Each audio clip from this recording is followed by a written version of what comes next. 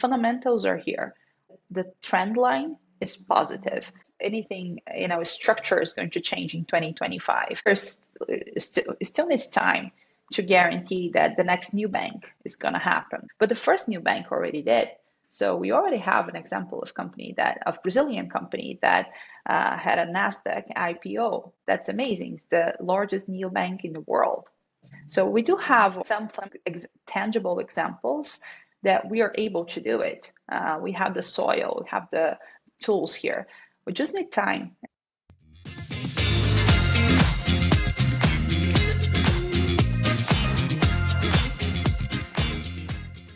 Hi, Isabel. It is such a pleasure having you on the pod. Thanks for making the time. Thank you so much for the invitation, Pat. I'm honored to be here. Now, it's my pleasure.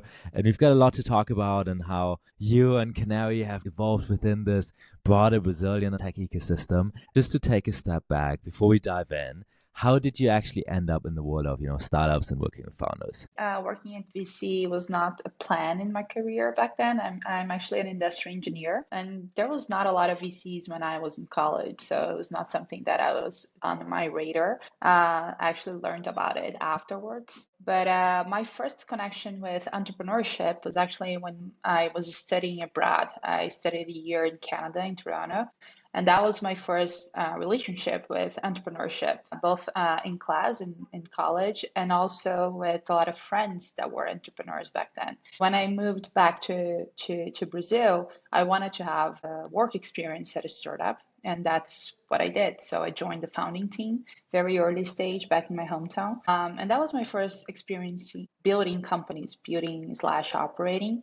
And then after I was actually kind of intentional with my career to be in this universe, in this ecosystem. In 17, I joined the Endeavor team in Sao Paulo. And that was when I, let's say, increased my network coverage of the Brazilian entrepreneurial ecosystem.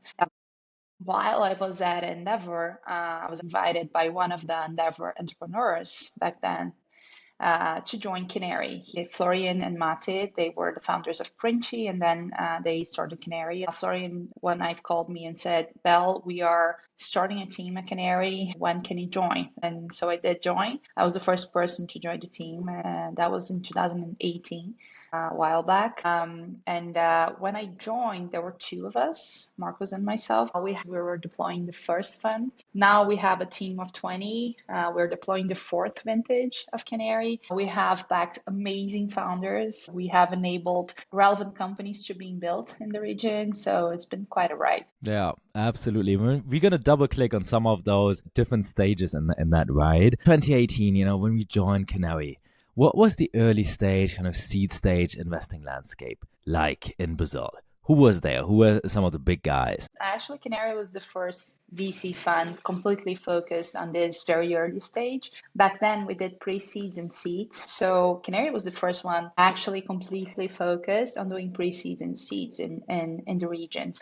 It was not a lot of movement, I would say. As an ecosystem, we already had like a few companies that were scaling, say Series B companies, Series C companies at most. Nubank was already a case, like Quinto Andar, Creditas. We already had like the first wave of talent developed by those startups. We had like a handful of VCs as well, mostly focused on Series A's post product market fit. The very early stage in Brazil was actually quite empty.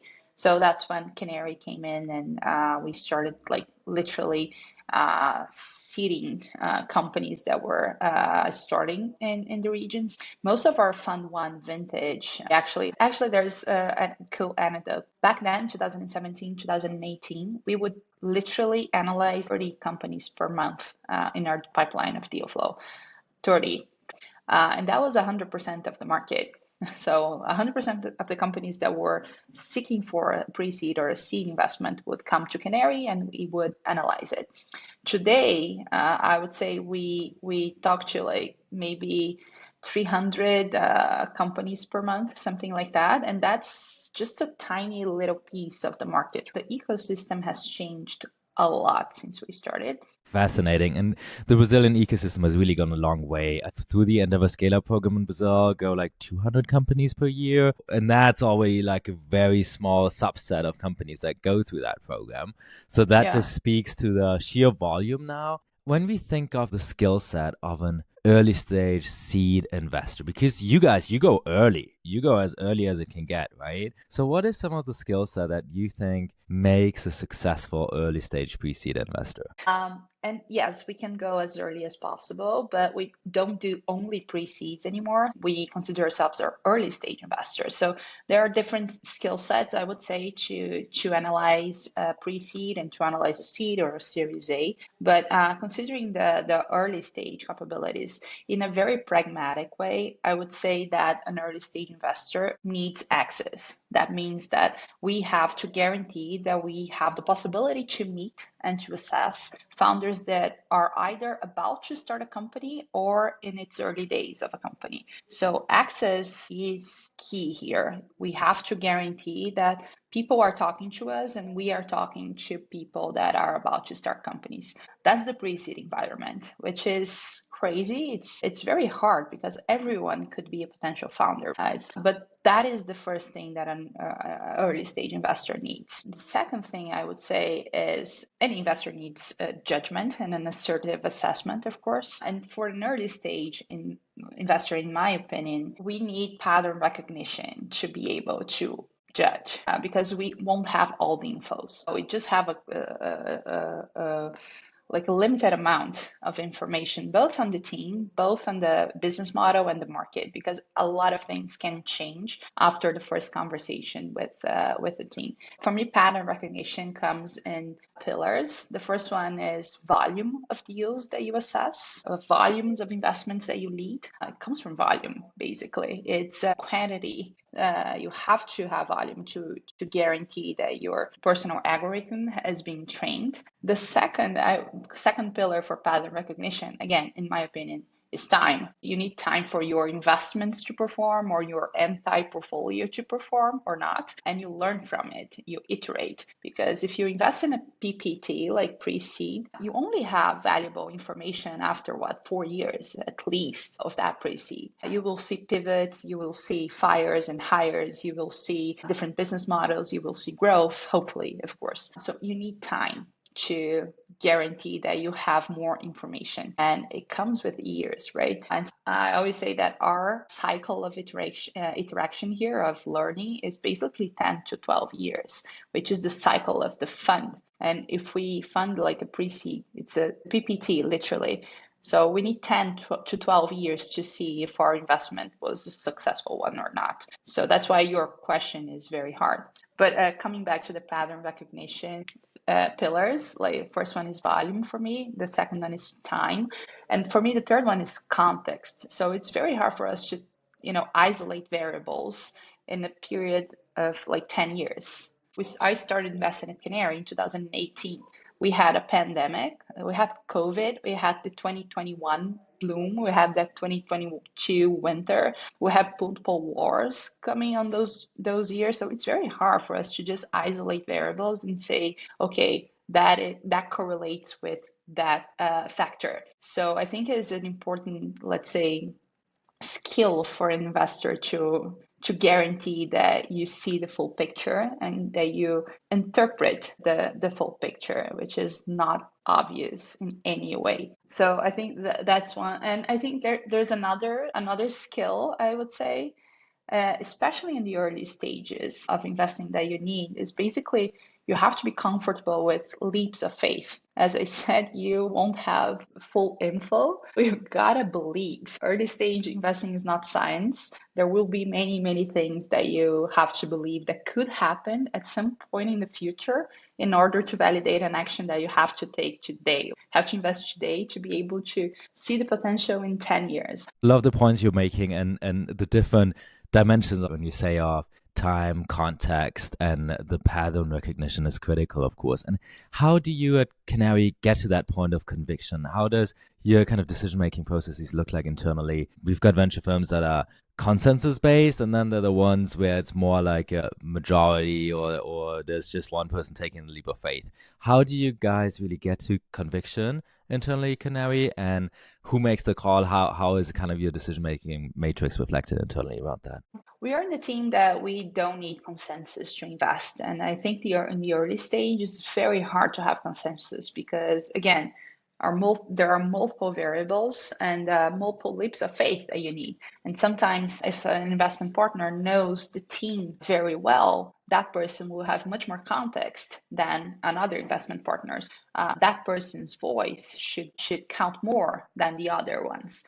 If one investment partner is completely convicted that she or he has to do the deal, she will or he will. So we don't necessarily need the backup of other partners. That said, we, as early stage investors, we also like to discuss and like to have the perspective of our other partners. So every investment partner has to speak with the team to get to know the team. Again, the leading investor will gather more context from it. And I think that's really, really important. And we try to be as quantitative as possible because we want to reduce, personal biases. So we do have a process where every person in the investment team, both partners and analysts, we analyze the same criteria. So we have like a scoring system, and we have a very organized and structured investment analysis process to guarantee that we are all analyzing the same criteria and trying to reduce biases. And that helps a lot for us not to just say, okay, I think that person is amazing.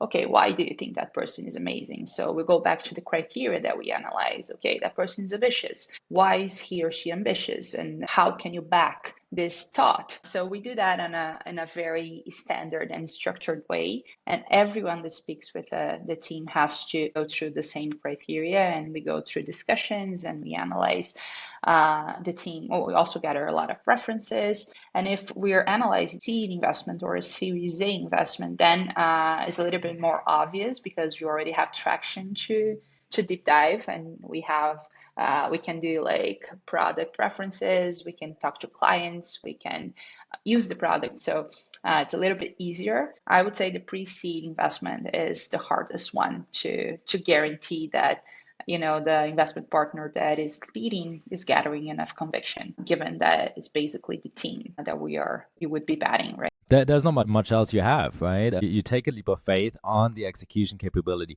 of the team and kind of what comes in the future, because you cannot really invest in an existing track record because there is none per se, unless they're kind of second time founders and you've got some other pointers. There's always signals, of course, Exactly. right?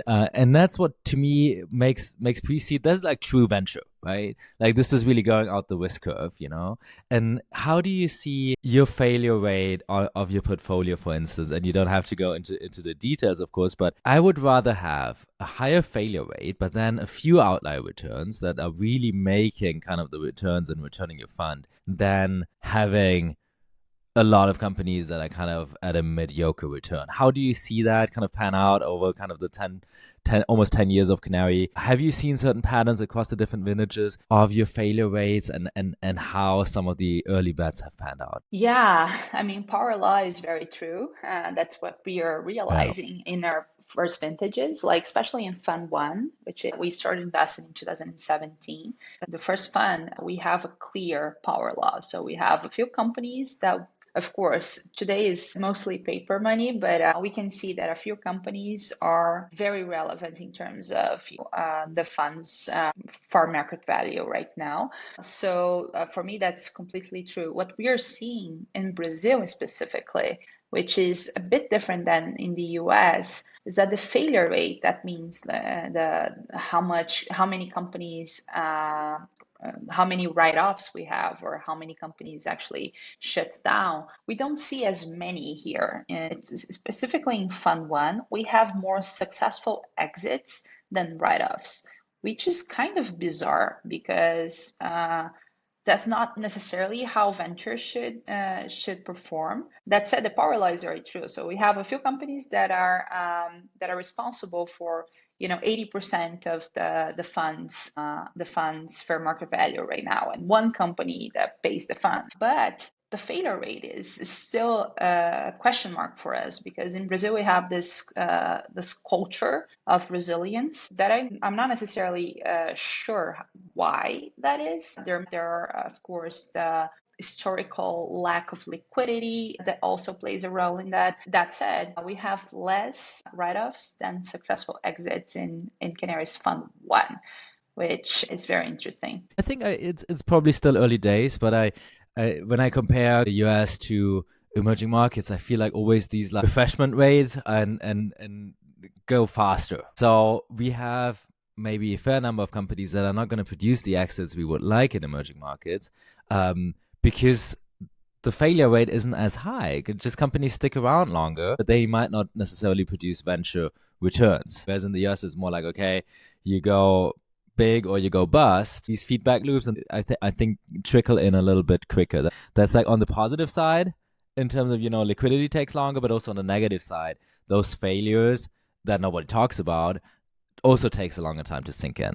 I think on the return side, what we're seeing is, and again, that's Fund 1. Fund 2 can perform differently in Fund 3 and Fund 4 and so on and so forth because the ecosystem has changed as well. So what we learn in Fund 1's, period of life does not necessarily replicate 100% for the other vintages. Again, it's about the context that we are talking before. Yeah. Exactly. Any vintage is different. But what we're seeing is that those successful exits that are usually small exits, they are relevant for the fund's DPI as well. It's an interesting dynamic because we won't have, at least in Fund 1, we won't have a lot of write-offs, but we do have a lot of 3x, sometimes 10x returns on our previous investment. So it comes almost as a safety net for the fund's DPI. And that does not exclude necessarily few companies that will give us venture returns for real. It's an interesting dynamic. I don't think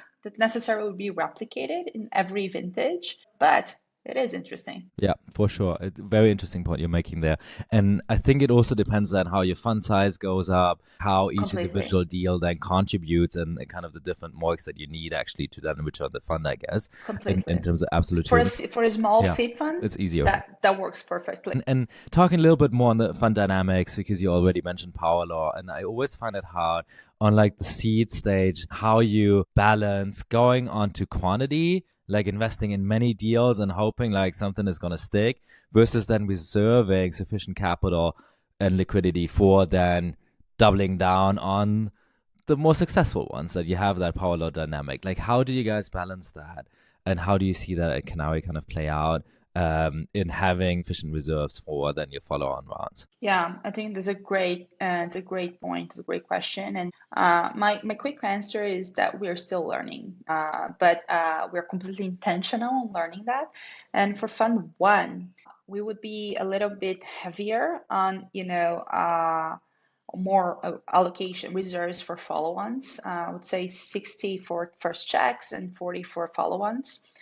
And then we started learning that our scoring system, our pattern recognition on the first check side, there was actually like pretty good correlation with marking the companies up. So we started allocating a little bit more capital for the first check because if we can necessarily have the pattern recognition to buy the best companies in a cheaper price, we should do it. So we started actually increasing our ownership throughout time on this very first check. And now what we're doing is not only increasing our ownership in this very first check, but also guaranteeing that we have enough money for doubling down on the winners. And we're doing that since like a few years ago. We started recycling capital as well. And I think that's a great strategy for us to guarantee that we have enough ownership on the winner companies. But for us, we believe that as an early stage investors, if we have access, if we have the judgment and we can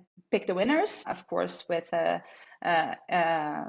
can be provoked. But if we can have some conviction that we can pick the winners, we should guarantee relevant ownership since the first check, and then and then have enough capital to either maintain this relevant ownership or to increase it throughout time. So That's something that we think about a lot. Yeah, absolutely. And I look at, the evolution of Canary, I think it speaks for itself. Fast forward to today, the early stage investing landscape in Brazil looks a lot more dynamic. There's more players. There's even specialized funds for certain sectors, certain industries investing also still early. How do you see the environment now, kind of 8 years later down the road? And how does Canary fit kind of in the wider VC landscape in Brazil today? I think the ecosystem now is so much better than when we started. So it's much more mature, it's so much more competitive, which is good for everyone. There's more liquidity, there's more not only liquidity of capital, of venture capital in multiple stages, but also liquidity of talented people. When Nubank started operating in Brazil,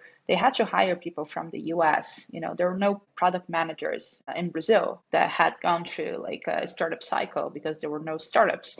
Now, I think we are much more, the ecosystem as a whole is much more mature, and we do have the tools to create huge businesses. But on the VC ecosystem, Canary started in 2017. We were the first fund completely focused on these early stages, and then by 2019, 2021, a lot of early stage funds appeared in the region, and then the competitive scenario changed a little bit for good. Canary has the first mover advantage, and this timing combined with, in my opinion, good execution gives us like a privileged position towards LPs in order to guarantee sustainability to our firm, which is not something that you can take for granted here in the region, but also towards founders. So today we have more than 90% of coverage in Brazil, meaning that of all deals that raise at least one VC round, we had the possibility to invest in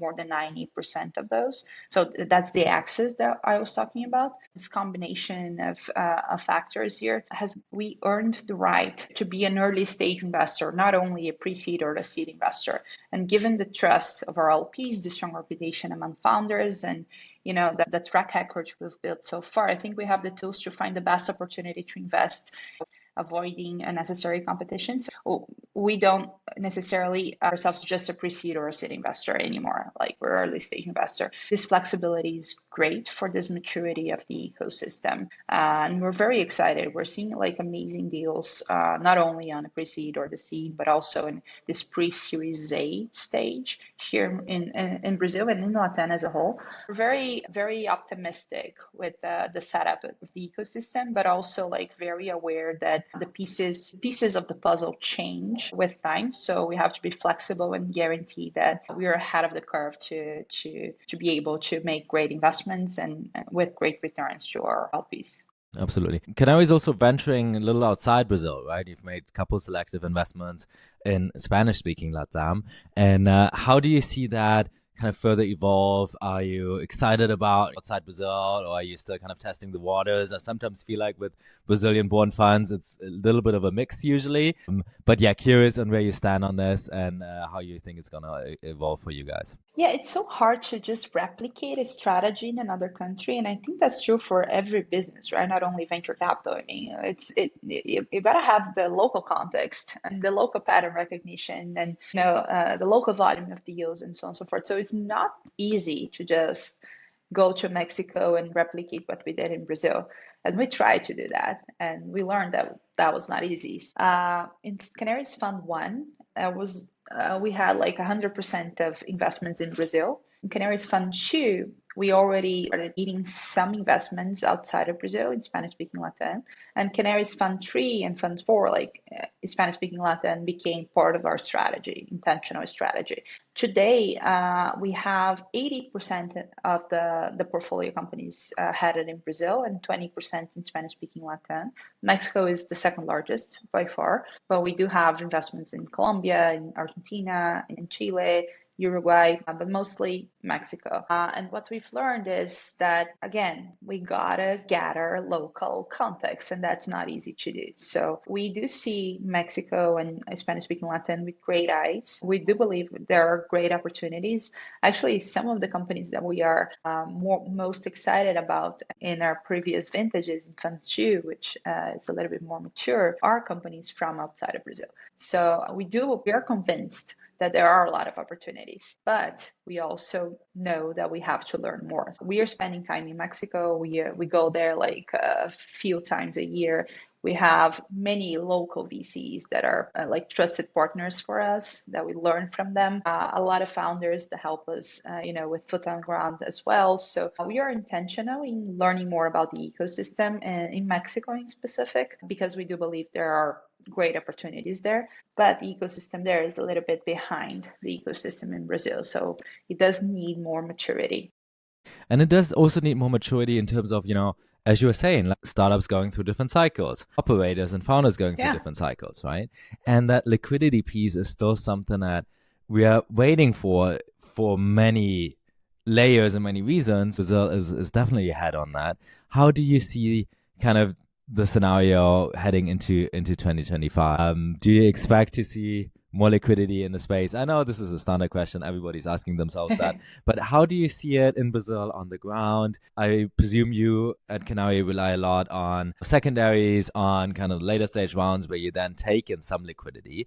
But we also need companies to really go the full way. It's hard. Our business here is very long-term oriented. It's hard to see any structural change in a year or 2 years.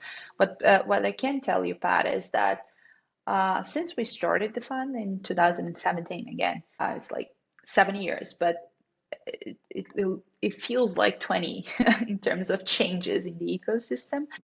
We saw multiple fundamentals that we had back then coming true and being tangible as we speak. So, as I mentioned, there are more talented people that are willing to take risks and to work for tech companies that are early stage companies. We have more money, we have more capital here. So, VC is an asset class, literally, is an asset class in the region. We have more liquidity in different stages, not only in early stage. We're seeing multiple Series B, Series C rounds happening here in our portfolio. There is a lot of more liquidity in different stages, and we are seeing some exits as well. So especially in Brazil, there is like ACE. We had a capital market quite active before the pandemic as well. So the fundamentals are here. We are completely like optimistic that the trend line is positive. I don't think that anything, structure is going to change in 2025. There's still needs time to guarantee that the next new bank is going to happen, right? But the first new bank already did. So we already have an example of Brazilian company that had a Nasdaq IPO. That's amazing. It's the largest neobank in the world. Yeah. It's Brazilian. We do have some tangible examples that we are able to do it. We have the soil, we have the tools here. We just need time, and that's how I think. I don't think anything structure is going to change in 2025, but we're in a positive trend line. I fully agree, and it's funny, when you look at the numbers of Revolut that has now reached 50 million users. I just saw it the other day, and I was like, yeah, that's laughable, almost. Like Nubank is double that. It's, as Yeah. you were saying, literally the largest challenger bank in the world, and it's Brazilian, and I think that's something to be proud of. So it's a good point that you're making, that we've already gone so far, but we gotta get to the next stage also and get the continuity in there and have deeper capital markets that companies can also list locally or regionally. And there's not only the Nasdaq or NYC option, and then there's more M&As locally. I think we need a bit more of a diversified path to liquidity still, for sure.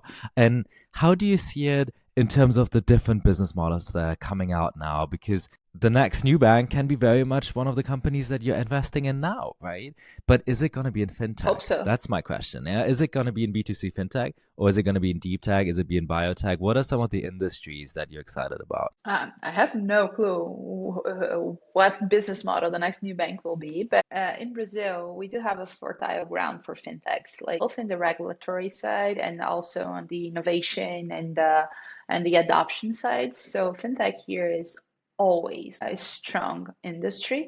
Since we started Canary, like at least 20-30% of our deal flow is fintech, which is heavy, and our portfolio correlates with that. So I do think fintech is always a good candidate given the infrastructure in Brazil, but also the market size. It's huge. So there are like The fundamentals to build a huge company that is financial services are there, at least in Brazil. But you asked another question, that what are the industries that I'm more excited about? I do think that healthcare is an interesting space, also a huge market, also many inefficiencies. I think obviously a regulated industry that deals with people's health is not necessarily fertile ground for just like growth at any cost kind of style. But I do think that there are many examples of early stage startups that are good candidates to actually change this industry in a structured way.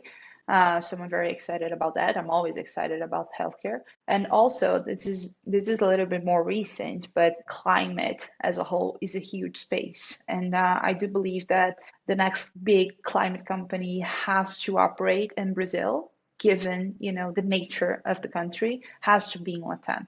Like, we do have the natural resources, and that's what is lacking in the world. I hope that the next big climate company actually not only operates in the region in Latin, but also comes from here. We're seeing a consistent increase of climate deals appear in our pipeline that also replicates in our portfolio, in our investments. And we are very excited about this trend, not only for the world, but also in terms of innovation and investments as well. Fairs Lambrano was saying the same thing. I had him on the pod a few months ago, and he was saying if there's another category where Brazil can really play in the big leagues, it's climate and biodiversity. I mean, Brazil has the most diverse biosphere on the planet. I think there's so much more left to be told there. It's going to be so exciting. Next 10 years ahead, and Brazil is really the land of the future in that sense. Before we close, there's 3 questions I'm asking everybody in a fast speed round. Would you be ready for those three questions? Let's try. All right, let's do it. So first one is, who's an entrepreneur you admire and why? That's going to be a tough one for you. You're going to be in like dicey waters there. That is very tough. I don't have only one hero here, but I'll tell you what I admire the most in founders. Is the right amount between ambition and humility. And the founders that are highly ambitious, but also are eager to learn and with the fits on the ground. So I really admire this combination. Absolutely. Second one, what's the best piece of advice you've ever received and would like to pass on to others? That's great. I think it was like, get some therapy. And I would do that like ASAP. Okay. Are you telling it to me or to the audience? I'm telling to the world. I think it's really important. I did therapy, so I'm covered. Fantastic. I love that. And last but not least, 3 keywords that describe a successful business, in your opinion. That's a good one too. Sustainability, definitely, value, and growth. Amazing. Definitely 3 critical keywords for any business. Is there anything else you would like to share with the audience before we close? No, I'd like to thank you, Pat, for the invitation and to share a little bit more about Brazil, Latin America, and Canary. It was a pleasure. I appreciate it, Izabel. Thanks for making the time. So much more in store. I'm sure we're going to see more of you and Canary in the Brazilian and wider LATAM ecosystem. Thanks for making the time. Thank you for listening to the Enthusiast Podcast. Make sure to subscribe wherever you're getting your podcasts to always stay up to date with the latest episodes. And if you enjoy the work we are doing, drop us a review or give us a rating. This show is produced by me, Patrick Alex. Also, a big shout out to Constance Ulreich, who is leading our newsletter efforts, and much more. Title music by Stock Studio called That Funk Show.